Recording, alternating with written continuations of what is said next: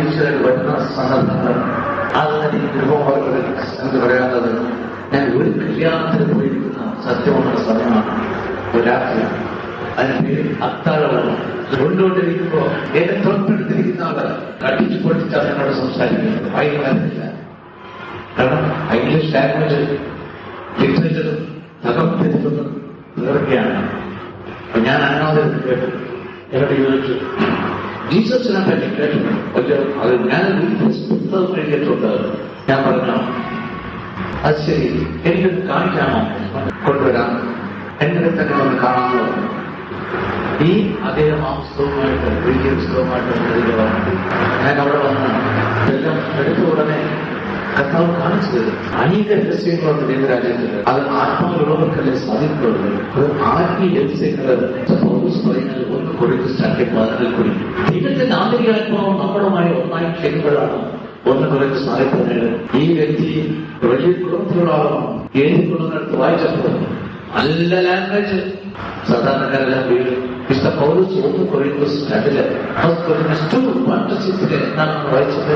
സഹോദരൻ, ഞാൻ നിങ്ങളുടെ അടുത്ത് വന്നപ്പോൾ ദൈവത്തെ പറ്റി സാക്ഷ്യപ്പെട്ടത് വാക്വിലാസത്താലോ വിജ്ഞാനത്താലോ അല്ല. വാക്വിലാസത്താലോ പ്രസംഗത്തെ ആചാരത്തിലോ ഉപേക്ഷിക്കണമോ അല്ല.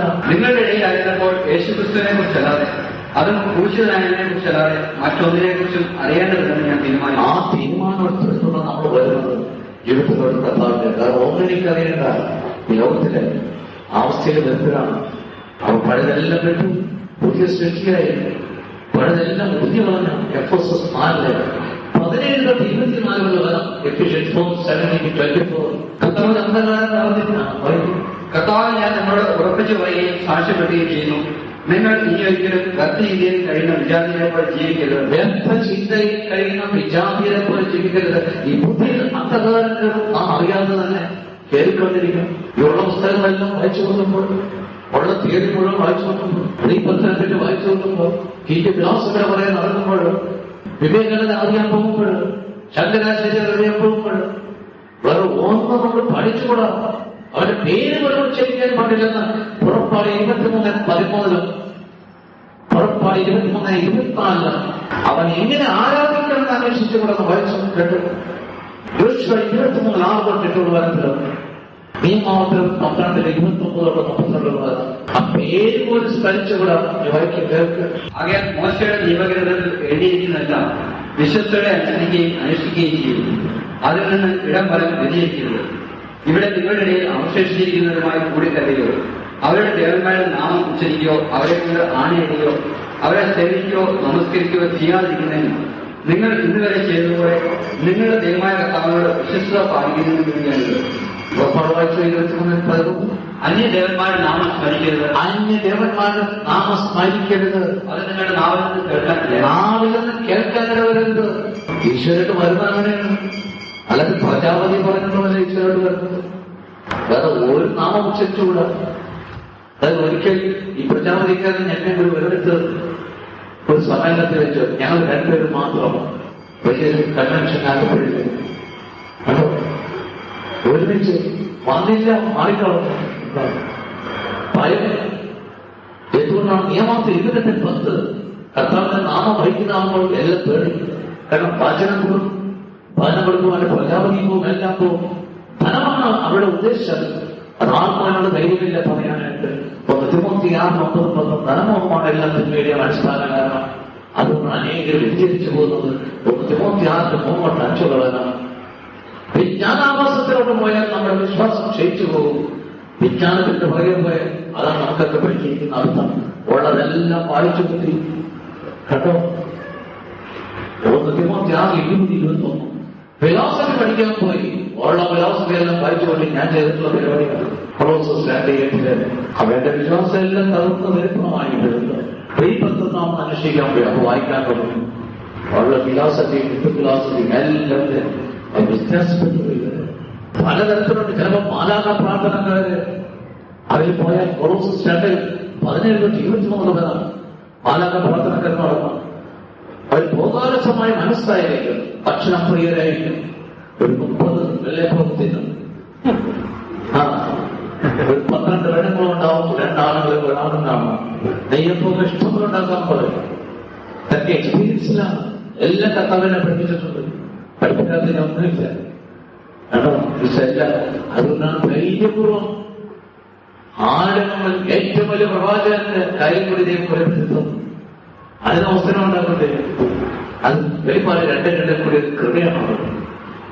അതുകൊണ്ടാണ് മുൻകൂട്ടി പറയുന്നത്, പോലെ മക്കളെ യോഹന്നാൻസിയെ പറയുന്നപോലെ ചാടല്ലേ, പിടിക്കല്ലേ, യശയാമപ്പോയി 15 വെളുപ്പത്തിലേറല്ലേ, പിടക്കോഴി തന്റെ കുഞ്ഞുങ്ങളെ കാക്കുന്ന പോലെ കാക്കും.